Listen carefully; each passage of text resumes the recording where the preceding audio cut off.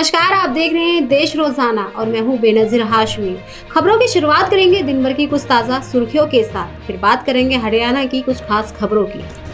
राजस्थान के भरतपुर में बोले पीएम मोदी, कहा 3 दिसंबर को कांग्रेस हो जाएगी छू मंतर। अब राजस्थान से अशोक गहलोत की होने वाली है विदाई। पूर्व कैबिनेट मंत्री विक्रम सिंह मजीठिया द्वारा मानहानि के दायर किए गए केस में अदालत में पेश हुए आप नेता संजय सिंह। दिल्ली पुलिस की सुरक्षा में लाया गया अमृतसर। बिहार की नई आरक्षण नीति को राज्यपाल ने दी मंजूरी।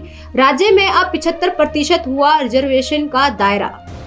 होशियारपुर में आप सरकार की हुई विकास क्रांति रैली।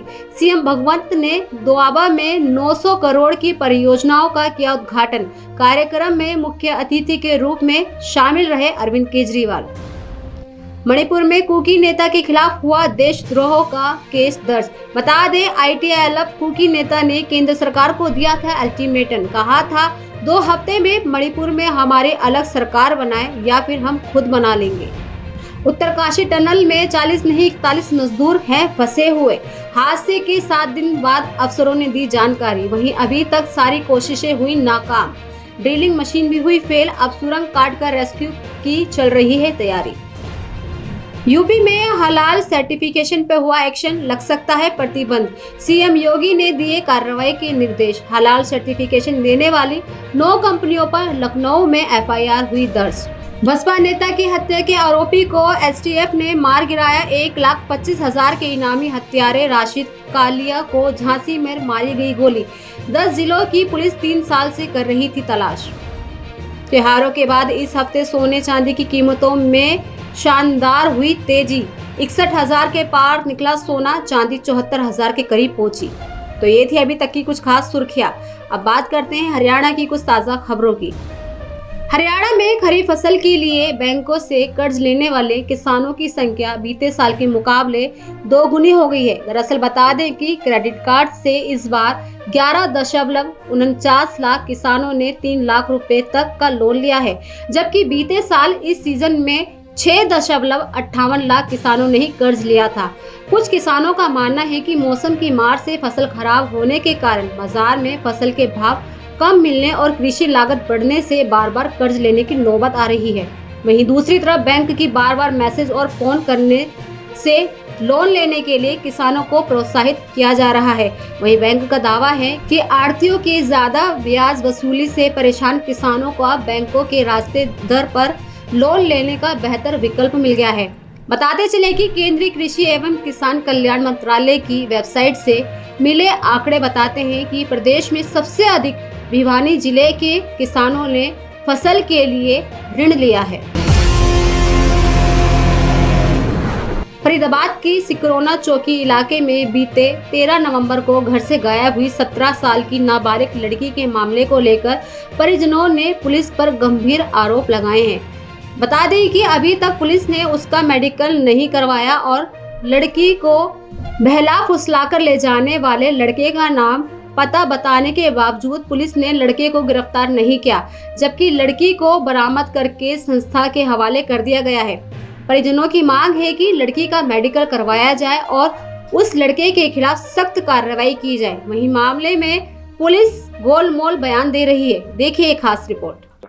मामला ये है, 13 तारीख को वो बाबा से बोल के गई है कि बाबा मैं मार्केट जा रही हूँ, घर के लिए कुछ सामान लाना है तो बता दो। बाबा ने मना कर दिया, कोई सामान नहीं लाना। उसके बाद वहां से जाने के बाद वो घर पे नहीं आई है। मेरे पास सीधे मैसेज आते हैं कि दीदी मैं घर से आ गई हूँ और मैं घर से आ गई हूँ, मेरे पास फोन मत करो, मैसेज मत करो, मुझे परेशान मत करो, मैं तुम्हारे लिए मर गई हूँ, तुम मेरे लिए मर गए हो।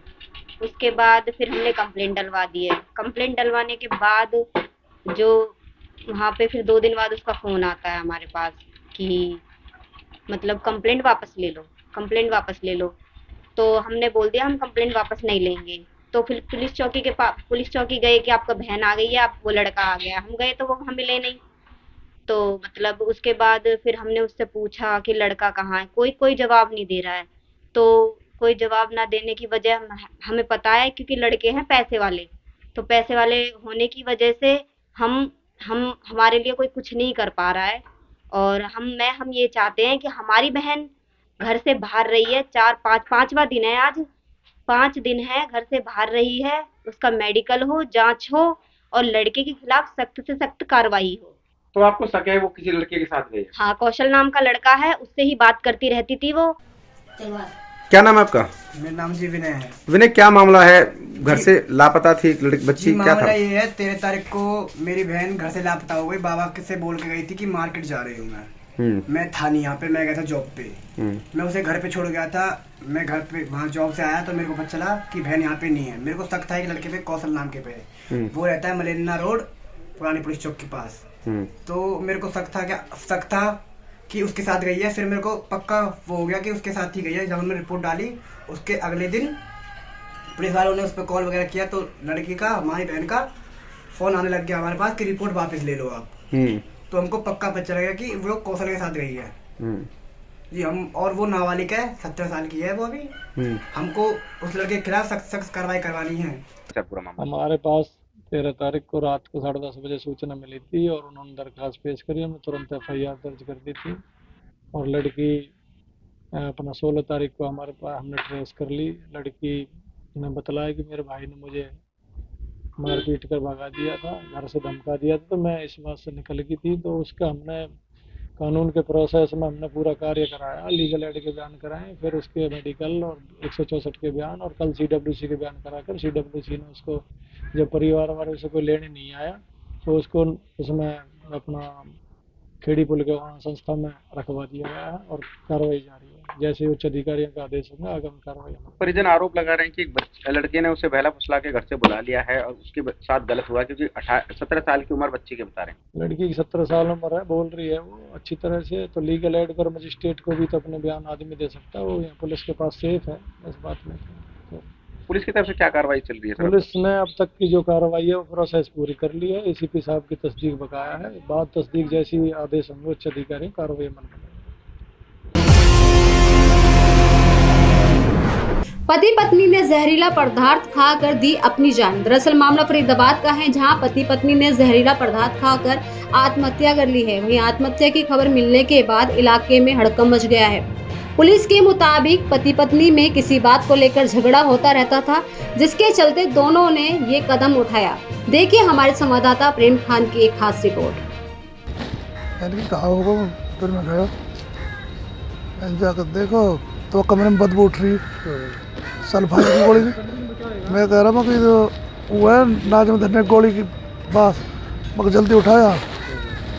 मैं कैसे कर तो अपनी टम्पू लिया, छोटे हाथी है। मैंने वहाँ में गद्दा घेरा, मैंने अरुण पकड़ लिया, अरुण भैया ने वो बढ़िया शीतल उठा ली गोदी में, लुटा दिया मैंने वहाँ में। BK में आ गए, BK वाले ने जी एक ग्लूकोज से दोनों के एक ग्लूकोज टाक दी। अच्छा, ये क्या वजह क्या लग रही है आपको, क्या वजह रही होगी? अब भैया वही बता सके, कोई बात होती तो मैं बताता अभी, अभी बात ही अब ये तो दोनों वही बता सके। कोई सब एक जिंदा होता तो बताता ये बात ही। कोई लड़ाई झगड़ा आपस में रहता? लड़ाई झगड़ा होता तो मेरी गैल रह गया। अब भैया बाकी 2 दिन में कोई लड़ाई हो रही हो, क्योंकि मेरे को एक गैल ड्यूटी करे। जहां हरियाणा के यमुनानगर में जहरीली शराब पीने से मौतों का आंकड़ा थम नहीं रहा था, वहीं अंबाला पुलिस ने जहरीली शराब बनाने वाली फैक्ट्री को गिराकर बड़ी कार्रवाई हासिल की है। बता दें कि अंबाला के मुलाना के गांव घनौरा में जहरीली शराब बनाने वाले अवैध फैक्ट्री पर आज सुबह पुलिस प्रशासन की बड़ी कार्रवाई देखने को मिली। दरअसल मास्टरमाइंड अंकित उर्फ मोगली द्वारा खरीदी गई फैक्ट्री को पुलिस बल की निगरानी में बुलडोजर के माध्यम से गिराया गया। वहीं बता दें कि प्रदेश के गृह मंत्री अनिल विज भी पहले ही कह चुके हैं कि हरियाणा में नशा बेचने वालों के खिलाफ कड़ी कार्रवाई की जाएगी। अजमेर से दिल्ली कैंट के बीच चलने वाली वंदे मातरम का संचालन अब चंडीगढ़ स्टेशन तक होगा। दरअसल आपको बता दें कि रेलवे ने इस पर मोहर भी लगा दी है और तो और ट्रेन की समय सारणी भी जारी कर दी गई है। हालांकि ट्रेन के संचालन की तारीख को घोषित होने में अभी 3 से 4 हफ्ते लग सकते हैं। वहीं अजमेर से ये ट्रेन सुबह 6:55 पर रवाना होकर दिल्ली होते हुए 6:45 पर चंडीगढ़ पहुंचेगी और बीच के रास्ते में वंदे मातरम एक्सप्रेस का ठहराव पूर्व की तरह जयपुर, अलवर, रेवाड़ी और गुरुग्राम रेलवे स्टेशन पर भी होगा। हरियाणा में किसानों की हुई बल्ले बल्ले, गेहूं की फसल के साथ लगाए जाएंगे पॉपुलर, जिससे मिलेगी प्रोत्साहन राशि। दरअसल बता दें कि हरियाणा के 12 जिलों में कुल निर्धारित 16,805 एकड़ भूमि पर पॉपुलर उगाने पर 3,036.10 लाख रुपए राशि खर्च करने का लक्ष्य है। इस योजना का लाभ उठाने के लिए किसान वेबसाइट पर अपना पंजीकरण करवा सकते हैं। वहीं कृषि वानिकी के तहत फसल विविधीकरण को बढ़ावा देने के लिए कृषि विभाग की ओर से गेहूं की फसल में पॉपुलर उगाने की योजना को शुरू किया गया है। बताते चले कि किसान को 1 एकड़ भूमि में पॉपुलर उगाने पर सरकार की ओर से 2,000 रुपए की राशि दी जाएगी। तो ये थी अभी तक की कुछ खास खबरें। कल फिर होगी मुलाकात ऐसी ही कुछ खास खबरों के साथ। तब तक के लिए बने रहिए हमारे साथ और देखते रहिए देश रोजाना। नमस्कार। हमारे साथ जुड़े रहने के लिए देखते रहिए देश रोजाना का यूट्यूब चैनल सब्सक्राइब कीजिए। साथ ही देश रोजाना की खबरें सबसे पहले देखने के लिए प्रेस कीजिए बेल आइकन।